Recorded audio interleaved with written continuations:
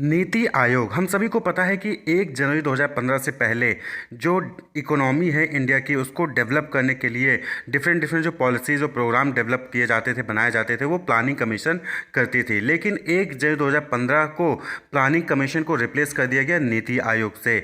नीति का मतलब होता है national institution for transforming India. तो इंडिया को ट्रांसफॉर्म करने के लिए, डेवलपिंग से डेवलप बनाने के लिए नीति आयोग का गठन किया गया।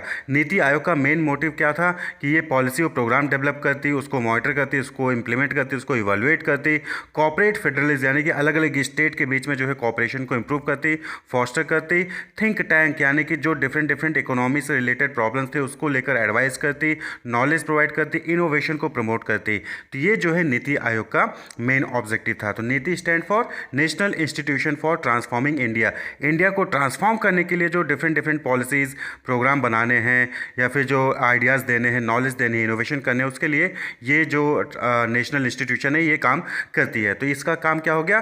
Promote research and innovation, provide strategic policy vision for the government and deal with the contingent issues यानी कि इकोनॉमी को प्रमोट करने के लिए, इकोनॉमी को ग्रो करने के लिए जो भी इशूज़ आते हैं उनको डील करना, उनके लिए सोल्यूशन प्रोवाइड करना, उनके लिए पॉलिसी और प्रोग्राम डेवलप करना। तो नीति आयोग का फॉर्म हुआ 1 जनवरी 2015 से।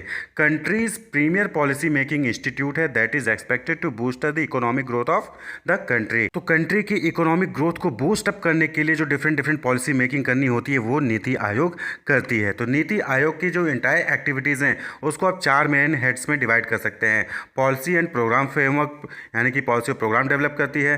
कोऑपरेटिव फेडरलिज्म यानी कि यहाँ पर जो डिफरेंट डिफरेंट स्टेट्स हैं उनके बीच में यूनाइटेड लेके आती है, कोऑपरेटिव को बढ़ावा देती है, कोऑपरेशन को इंप्रूव करती है, फॉस्टर करती है। मॉनिटरिंग एंड इवैल्यूएशन यानी कि जो अलग स्टेट्स हैं, जो पॉलिसी फ्रेमवर्क बनाए जा रहे हैं उनको मॉनिटर करती है, उनको इवैल्यूएट करती है। इकोनॉमी को मॉनिटर करती है, इकोनॉमी में जो भी क्राइसिस आ रही हैं, इशूज़ आ रही हैं उनको मॉनिटर करके उसको इवैल्यूएट करेगी। उसके अकॉर्डिंग जो है डिफरेंट डिफरेंट एडवाइस जो है प्रोवाइड करेगी, गवर्नमेंट को नॉलेज देगी और इनोवेशन को, रिसर्च एंड डेवलपमेंट को, इनोवेशन को जो है प्रमोट करती है। तो ये 4 हेड के अंदर जो है नीति आयोग मेन काम करती है। अब बात कर ले कंपोजिशन की। नीति आयोग का कंपोजिशन कैसा है, कौन कौन लोग होते हैं इसमें?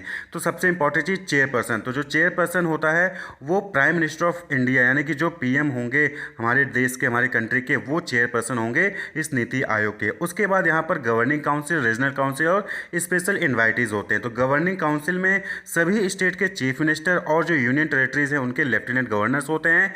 वहीं पर जो रीजनल काउंसिल होता है वहाँ पर भी चीफ मिनिस्टर सभी के स्टेट के और जो यूनियन टेरिटरीज के लेफ्टिनेंट गवर्नर्स हैं वो होते हैं। और साथ ही साथ इस रीजनल काउंसिल को भी जो है नीति आयोग का चेयरपर्सन ही जो है वो चेयर करता है, या फिर नीति आयोग का चेयरपर्सन का जो नॉमिनी होगा वो जो है इसको चेयर करेगा। वहीं पे स्पेशल इन्वाइटीज़ होते हैं जो कि एक्सपर्ट होते हैं, स्पेशलिस्ट होते हैं अलग अलग डोमेन से, जो कि नॉमिनेट किए जाते हैं प्राइम मिनिस्टर द्वारा। वहीं पे इस ऑर्गेनाइजेशन में फुल टाइम मेंबर्स भी होते हैं in addition to prime minister as the chairperson.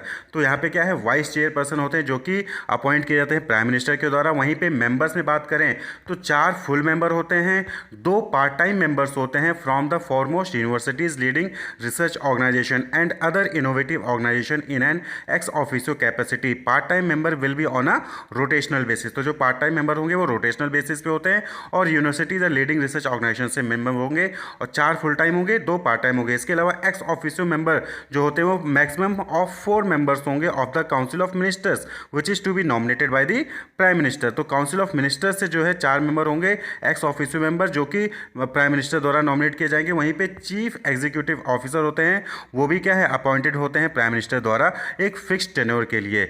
He will be in the rank of secretary to the government of India. तो जो चीफ एग्जीक्यूटिव ऑफिसर होगा वो सेक्रेटरी के रैंक पे होगा, पीएम द्वारा ही अपॉइंट किया जाता है। वहीं पे एक्स ऑफिशियो मेंबर में 4 मेंबर होंगे, वो मिनिस्टर के काउंसिल से आते हैं और प्राइम मिनिस्टर द्वारा अपॉइंट किए जाते हैं। पार्ट टाइम मेंबर में 2 होंगे जो कि यूनिवर्सिटी या लीडिंग रिसर्च ऑर्गेनाइजेशन से रिप्रेजेंट करते हैं। 4 फुल टाइम मेंबर होंगे, एक वाइस चेयरपर्सन होगा जो कि प्राइम मिनिस्टर द्वारा अपॉइंट किया जाता है। तो ये जो है पूरा कॉम्पोजिशन है। क्लियर। अब हम बात कर ले ऑब्जेक्टिव की, नीति आयोग की ऑब्जेक्टिव की। हालांकि ओवरऑल ऑब्जेक्टिव आपने बात ही देख लिया कि पॉलिसी मेकिंग करना है, इवैल्यूएट करना है, मॉनिटर करना है इकोनॉमी को, कोऑपरेटिव फेडरलिज्म को फॉस्टर करना है और रिसर्च एंड इनोवेशन को बढ़ावा देना है, एडवाइस करना है गवर्नमेंट को डिफरेंट इशूज़ पे। तो ऑब्जेक्टिव ऑफ नीति आयोग क्या हो जाएगा? To develop a shared vision of national development priorities, sectors and strategies with the active involvement of state. तो एक शेयर्ड विजन और national development priorities, sector, strategies develop करना है और उसमें स्टेट का इन्वॉल्वमेंट होगा। टू फॉस्टर कोऑपरेटिव फेडरलिज्म यानी unity of political organisation through structured support initiative and mechanism with the state on a continuous basis, recognising the strong state make a strong nation. यानी कि cooperative federalism को foster करना है। यानी क्या होता है कि अगर इंडिया में अगर अलग अलग स्टेट स्ट्रांग होंगी तो हर स्टेट मिलकर पूरे कंट्री को स्ट्रांग बनाएंगे। To develop mechanism to formulate credible plans at the village level and aggregate these progressively at high level of government. यानी कि विलेज लेवल पे जो है एक अच्छे अच्छे प्लान को डेवलप करना है, उसको फॉर्मुलेट करना है, डेवलप करना है, जिससे कि विलेज अगर डेवलप होंगे तो ओवरऑल तो पूरी कंट्री डेवलप होगी। To pay special attention to the sections of our society that may be at risk of not benefiting adequately from economic progress. यानी कि ऐसे सेक्टर सोसाइटी के, ऐसे सेक्शन सोसाइटी के जो कि रिस्क पे हैं और इकोनॉमिक प्रोग्रेस की वजह से उन पे कोई भी असर नहीं पड़ रहा है, उन पे कोई इंप्रूवमेंट नहीं हो रहा है, बेनिफिट नहीं मिल रहा है, तो उन पे जो है स्पेशल अटेंशन देना नीति आयोग का काम है। To ensure on areas that are specifically refer to it that the interest of national security are incorporated in economic strategy and policy. यानी कि जो Niti Aayog different different strategy और पॉलिसी बना रही है इकोनॉमी को लेकर, उसमें नेशनल सिक्योरिटी भी इंक्लूड की जा रही है, इस चीज़ को इंश्योर करना। इसके अलावा to provide advice and encourage partnership between key stake holders and national and international like minded think tanks as well as educational and policy research institution. यानी कि एडवाइस भी करना और साथ ही साथ पार्टनरशिप को बढ़ावा देना किनके बीच में, जो स्टेक होल्डर हैं और साथ ही साथ जो नेशनल और इंटरनेशनल थिंक टैंक्स हैं, यानी कि जो एडवाइस देते हैं, जो एजुकेशनल या फिर पॉलिसी रिसर्च इंस्टीट्यूशन भी हो सकते हैं, उनके बीच में पार्टनरशिप को डेवलप करना। To create a knowledge, innovation and entrepreneurial support system through a collaborative community of national and international expert, practitioner and other partner। यानी कि नॉलेज, इनोवेशन और entrepreneurial सपोर्ट सिस्टम जो है प्रोवाइड करना, उसको क्रिएट करना, ये जो है नीति आयोग का ऑब्जेक्टिव हो गया। To offer a platform for the resolution of intersectoral and inter departmental issues in order to accelerate the implementation of the development agenda. यानी कि अगर कोई इंटरसेक्टरल या फिर इंटर डिपार्टमेंटल इशूज हैं तो उसको रिजॉल्व करने के लिए, उसको रिजॉल्व करने के लिए आइडिया प्रोवाइड करना, उसको रिजॉल्व करने के लिए प्लेटफॉर्म प्रोवाइड करना भी किसका ऑब्जेक्टिव है? नीति आयोग का। To actively monitor and evaluate the implementation of programme and initiative including the identification of the needed resources so as to strengthen the probability of success and scope of delivery. यानी कि नीति आयोग का जो है objective है कि वो monitor करे और इवैल्यूएट करे कि जो प्रोग्राम है, जो इनिशिएटिव है, वो सही तरीके से इंप्लीमेंट हो रहे हैं और जो भी रिसोर्सेज चाहिए उसके लिए वो प्रोवाइड करें। To focus on technology upgradation and capacity building for implementation of programme and initiative. यानी कि ऑब्जेक्टिव है नीति आयोग का कि वो टेक्नोलॉजी अपग्रेडेशन पे भी फोकस करें, कैपेसिटी बिल्डिंग पे यानी कि आपको काबिल बनाने पे फोकस करें, जिससे कि जो प्रोग्राम और इनिशिएटिव है वो अच्छे से इंप्लीमेंट हो सके।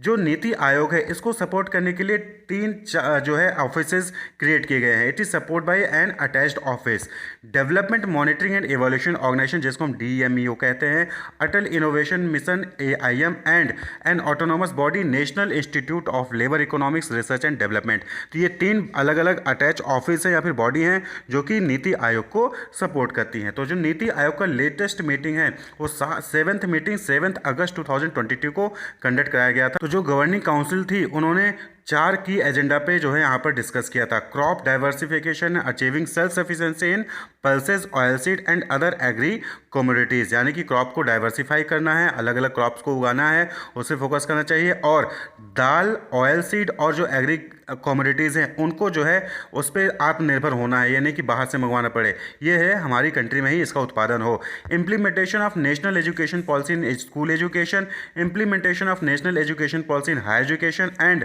Urban governance. तो इन 4 जो है की एजेंडा पे जो है 7th मीटिंग जो हुई थी 7 अगस्त 2022 को, इस पर डिस्कशन किया गया था। तो होप आपको क्लियर होगा कि नीति आयोग क्या है। नीति आयोग ओवरऑल हम बात करें तो नीति आयोग एक ऐसा आयोग है, एक ऐसा नेशनल इंस्टीट्यूशन है जो कि इंडिया को ट्रांसफॉर्म करने के लिए, इंडिया की इकोनॉमी को डेवलप करने के लिए जो है डिफरेंट डिफरेंट पॉलिसीज़ बनाती है, प्रोग्राम डेवलप करती है, उसको मॉनिटर करती है, उसको इम्प्लीमेंट करती है, इकोनॉमिक कंटिजेंसीज जो इशूज़ होते हैं उसको ऑब्जर्व करती है और उसके अकॉर्डिंग जो है एडवाइस करती है, research and development, research and innovation को प्रमोट करती है और जो डिफरेंट डिफरेंट स्टेट हैं उनके बीच में कॉपरेशन को फॉस्टर करती है। Wish you all the best, keep watching.